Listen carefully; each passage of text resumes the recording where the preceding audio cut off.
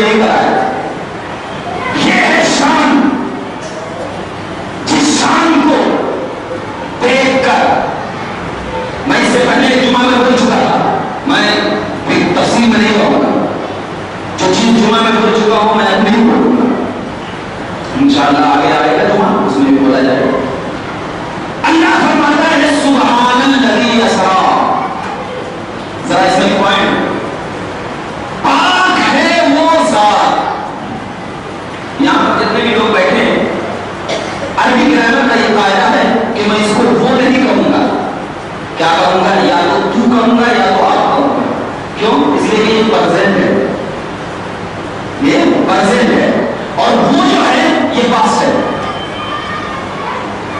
اور پاسٹ اور پرزینٹ میں بہت فرق ہوتا ہے.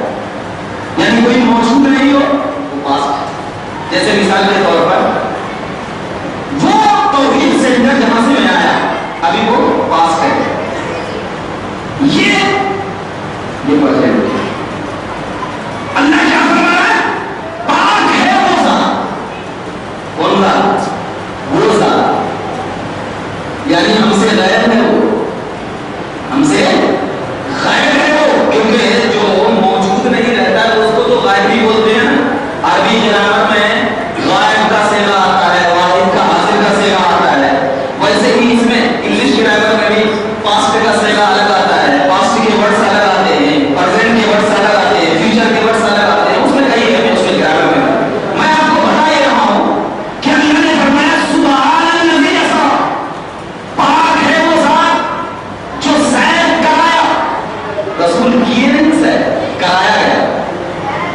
کرنے اور کرانے میں بہت فرق ہے.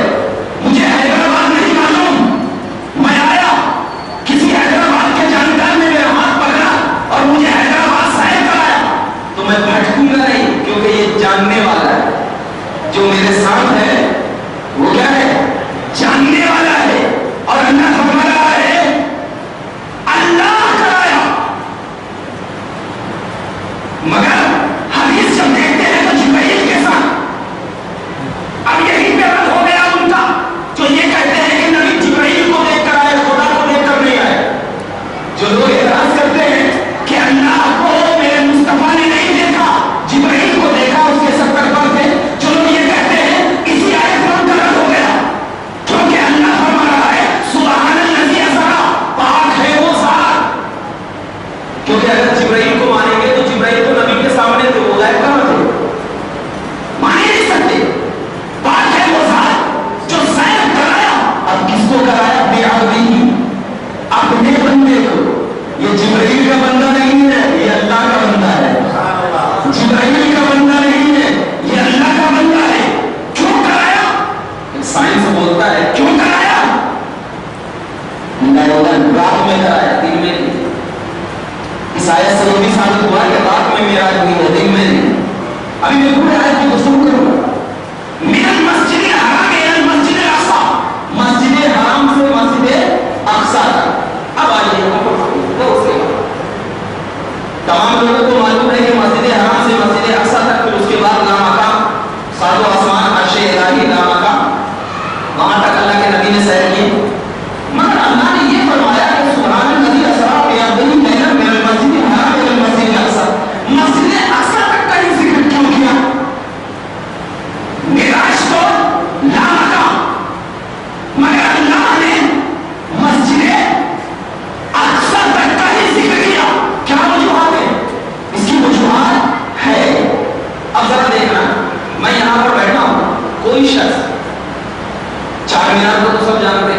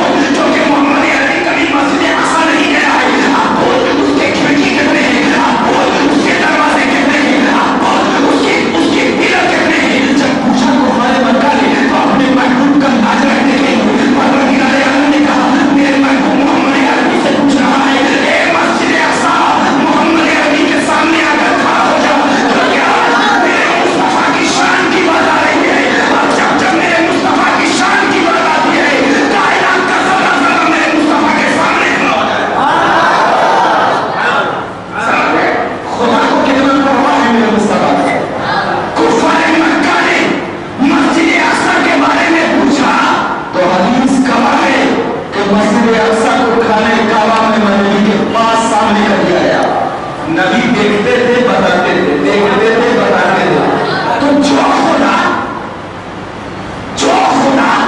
مسجد اقصی کو مصطفیٰ کے سامنے کرنے میں قادر ہے تو وہی خدا کائنات کو مصطفیٰ کے ہتھیلی میں کرنے میں قادر کیوں نہیں ہو سکتا؟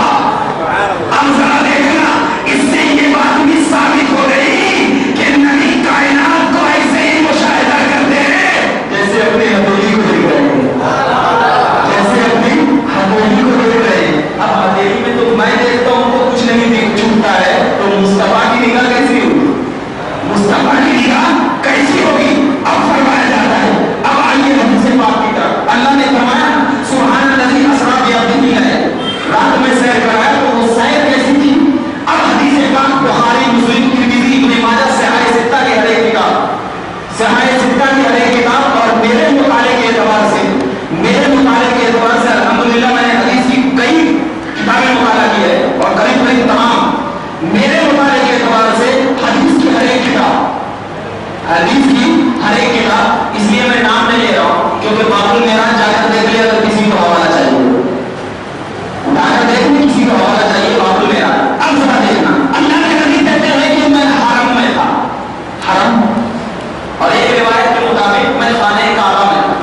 دونوں روایت میں کوئی تفریق نہیں ہے کیونکہ دار مومنانی بھی حرم ہے اور خانہ کعبہ بھی حرم ہے. حضرت جبرائیل آئے، آنے کے بعد حضرت جبرائیل علیہ السلام کھڑے ہو گئے.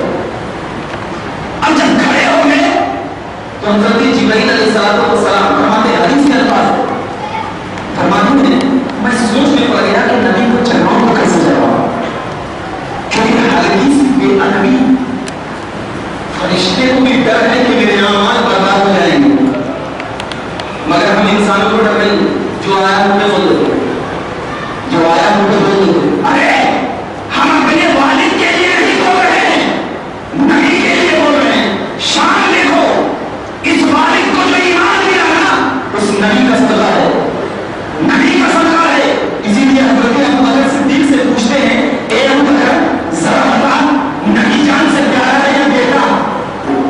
نبی جان سے پیارا ہے یا بیٹا؟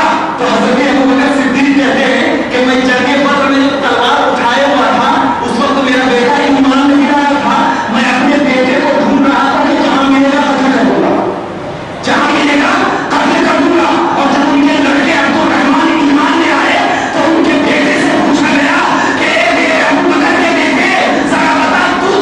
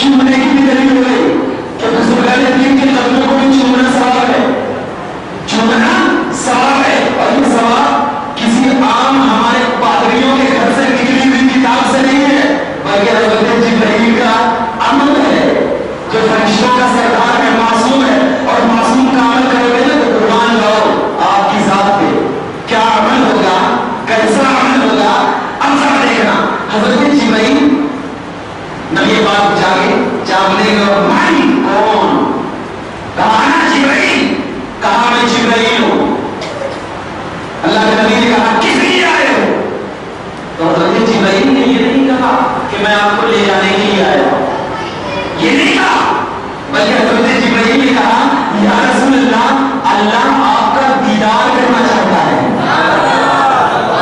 اللہ آپ سے ملنے کا اشتیاق رکھتا ہے، قد اشتاق اللہ لقائک، یہ حدیث پاک کے جملے، اللہ آپ سے ملنے کا اشتیاق رکھتا ہے، اللہ اکبر کبیرہ، یہ ہے مصطفیٰ کی شان، یہ ہے میرے مصطفیٰ کی شان جس سے خدا ملنا چاہتا ہے۔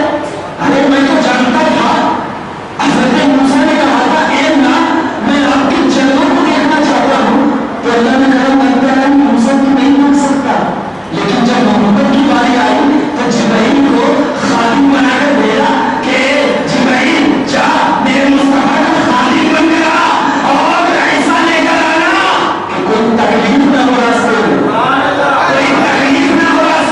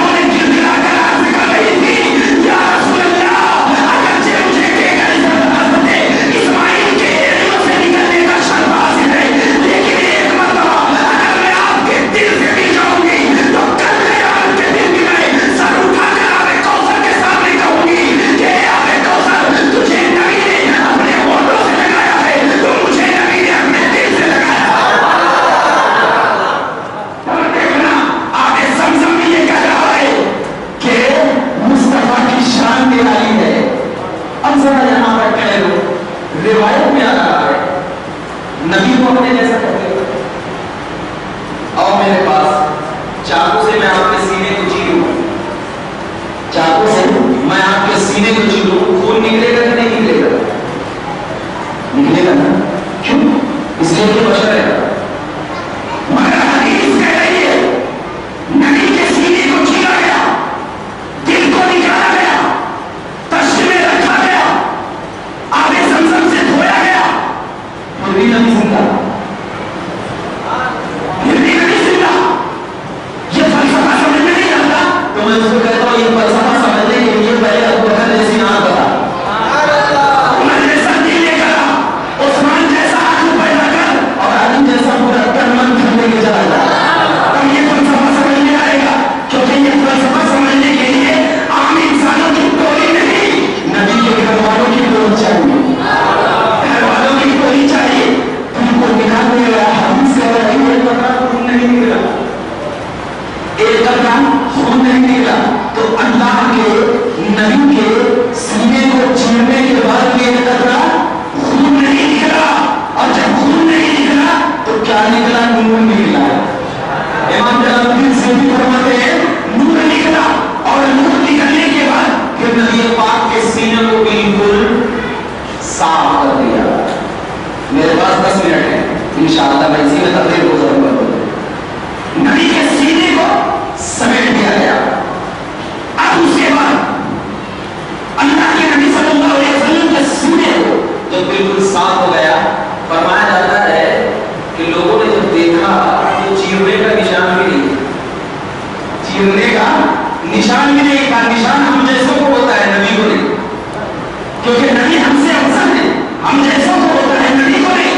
اب ذرا دیکھیے, حضرت جبرائیل کہتے ہیں یا رسول اللہ ایک سواری آئی ہے, ایک سواری آئی ہے, اس سواری کا نام برق ہے. برق مانے ہوتا ہے بجلی, برق مانے ہوتا ہے بجلی. اس کو براق اس لیے کہا جاتا ہے, آپ عربی گرامر پڑھیں گے تو براق کا معنی ہوتا ہے مبالغہ کا صیغہ ہے, بہت زیادہ چڑکنے والا, بہت زیادہ. تو براق اس لیے کہا جاتا ہے کہ اس کا ایک قدم اس کی حد نگاہوں پر پڑتی تھی, اتنا تیز تھا.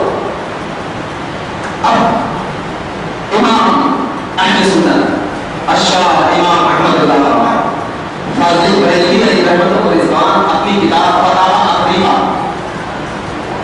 پیج نمبر 27 اور ایک پیج نمبر 17 میں ارشاد فرماتے ہیں, وہ کیا روایت ہے, آخری روایت لے کر کے میں انشاءاللہ سمجھ لوں. جب براق نبی کے سامنے لایا گیا, براق بھٹک رہا تھا, مگر جب نبی کو دیکھا تو خاموش ہو گیا, کیونکہ آج کسی اور کی سواری نہیں ہے, امام الانبیاء کی سواری ہے. آج اس آمنہ کے جان کی سواری ہے جس کی وجہ سے میں جنت میں چل رہا تھا. آج اس کائنات کے مالک کی سواری ہے جس کی وجہ سے کائنات کو وجود ملا. آج اس کی سواری ہے نبی پاک صلی اللہ علیہ وسلم کو حضرت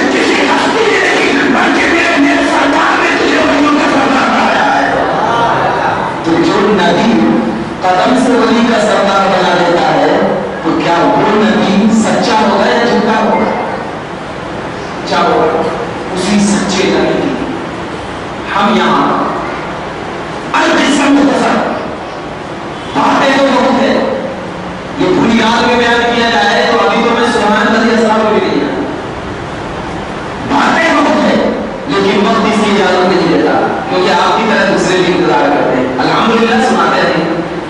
بس کہنا یہ ہے کہ معراج یہ ہم تمام کی نعمتوں کا معراج ہے، اصل میں نبی کو معراج ہوئی لیکن حقیقت میں فائدہ ہم کو نہیں، تمام چیزوں کے معراج میں بنا کیا فائدہ ہوا؟ تو معراج میں ہمیں بخشش کا نذرانہ ملا، معراج میں ہمیں نماز کا تحفہ ملا۔ کیوں؟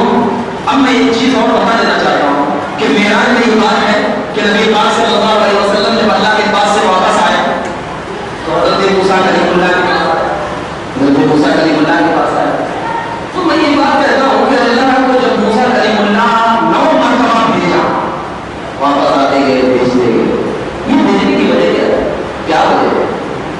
تو بعض لوگ کہتے ہیں کہ صحیح ہے نبی اللہ کو دیکھ کر آ رہے تھے اور موسیٰ نبی کا دیدار کر رہے تھے، چونکہ موسیٰ کوئی دور پر ایک تجلی کو برداشت نہیں کر سکا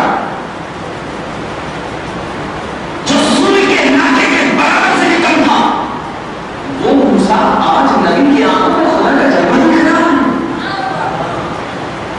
میں پوچھتا ہوں اے موسیٰ، آپ پر ہم تمام سنیوں کی ماں باپ، تمام سنیوں کی آل و اولاد، نوجوان قربان، آپ جب دنیا میں تھے تو آپ اللہ کے نور کی ذرہ برابر تجلی کو برداشت نہ کر سکے، آج کیسے برداشت کر رہے ہیں؟ تو موسیٰ کی روح جواب دے گی، ارے اس وقت بغیر واسطے کے تھا، آج محمد عربی کا واسطہ ہے، ارے محمد عربی جو رحمت للعالمین ہے تو رحمت بھی دے رہے ہیں اور خدا کا جلوہ بھی دکھا رہے ہیں، تو کیسے موسیٰ کی آنکھیں برداشت نہ کرے گی؟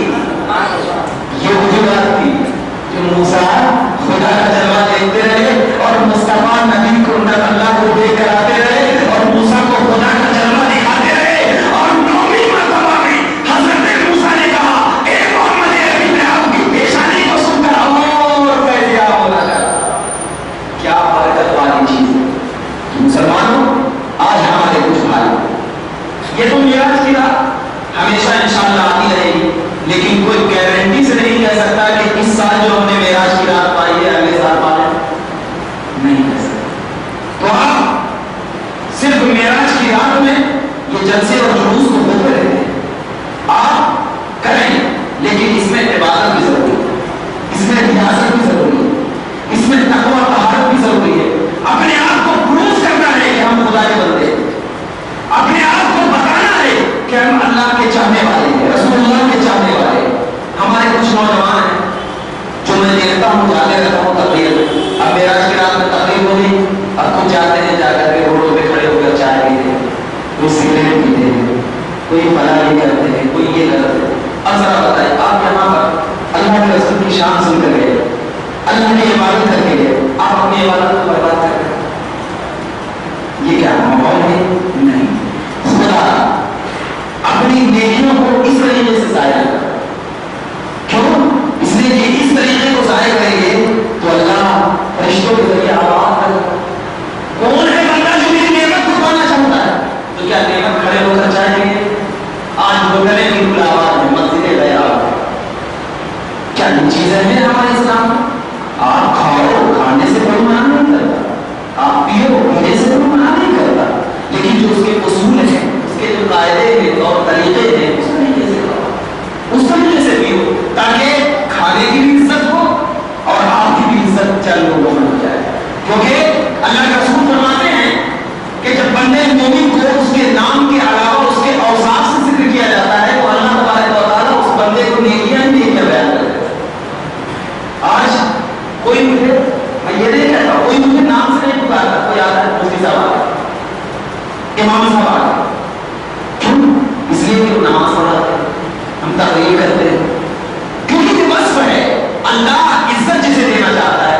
تو آپ لوگوں سے بھی میں کسی پہ تقریر نہیں، ہمارا کام بولنا ہے، آپ لوگ کرو، اللہ ہدایت دے اور اللہ ہماری عبادتوں کو بھی قبول کرے۔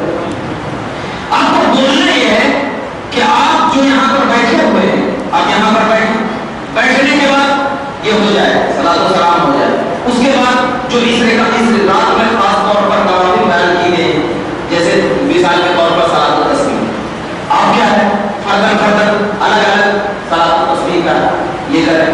بعض لوگ کہتے ہیں کہ نہیں صلاۃ و تسبیح جماعت کے ساتھ. تو میں آپ کو ایک مسئلہ بتا دینا چاہتا ہوں، کسی کا دیکھا دیکھی مسئلہ نہیں بدلتا. کسی کے ایک فلاں مسجد میں ہو رہی ہے، فلاں مسجد میں ہو رہی ہے، فلاں مسجد میں ہو رہی ہے، تو یہ مسجد میں ہونے سے اسلام قانون نہیں بدلتا، قرآن و حدیث میں ہونے سے قانون بدلتا ہے. اور ایک چیز دوسری چیز یہ ہے کہ رمضان کے حد تک میں مسلم ہوں الحمدللہ، رمضان کے حد تک صرف اور صرف نوافل کو جماعت کے ساتھ ادا کرنے کی اجازت دی گئی. رمضان کے علاوہ آپ نوافل کو جماعت کے ساتھ کریں. آپ کیا ہے الگ الگ جتنا پڑھیں گے اتنی چاشنی ہو، اتنا اللہ تعالیٰ خوش ہوگا. تو لہٰذا آپ اپنی نمازوں کو بالکل صلاۃ و تسبیح کے طریقے سے آپ کو نہیں آنا ہے. امام صاحب سے پوچھ لیجیے کیا کیا کرنا ہے، انشاءاللہ بتائیں گے. نہیں ہے تو آپ نماز پڑھیں، صلاۃ و تسبیح ہو جائے، اپنے گناہوں کے لیے دعا کریں اللہ کی بارگاہ میں، اپنی مغفرت کریں جو ہمارے انتقال کر چکے ہیں، ماں باپ جن کے نہ ہوں ان کے لیے مغفرت کی دعا کریں، اپنے چھوٹوں کے لیے دعا کریں. انشاءاللہ اگر یہ تمام چیزیں کریں گے تو صحیح برکت آپ کو معراج کے رات میں حاصل ہوگی. ورنہ صرف تقاریر سننے سے معراج کی برکت نہیں ہوگی. عمل کرو اس پر انشاءاللہ پروردگار عالم کی بارگاہ میں دعا ہو کہ پروردگار عالم ہم تمام کو معراج کی صحیح تقویت نصیب فرمائے اور ہم تمام کو صحیح راستے پر چلنے کی توفیق عطا فرمائے. یا اللہ یہاں پر جتنے بھی لوگ حاضر ہیں مولا ان کو تمام تر نعمتوں سے سرفراز فرمائے. یا اللہ خاص کر اس مسجد کے جو کارکنان ہیں، کمیٹی کے افراد ہیں جو بھی کام کر رہے ہیں مولا ان کو صحیح کام کرنے کی توفیق عطا فرما اور ان کے کام میں برکت نصیب فرما اور اسلام پر ہمیشہ ہمیشہ رہنے کی توفیق عطا فرما.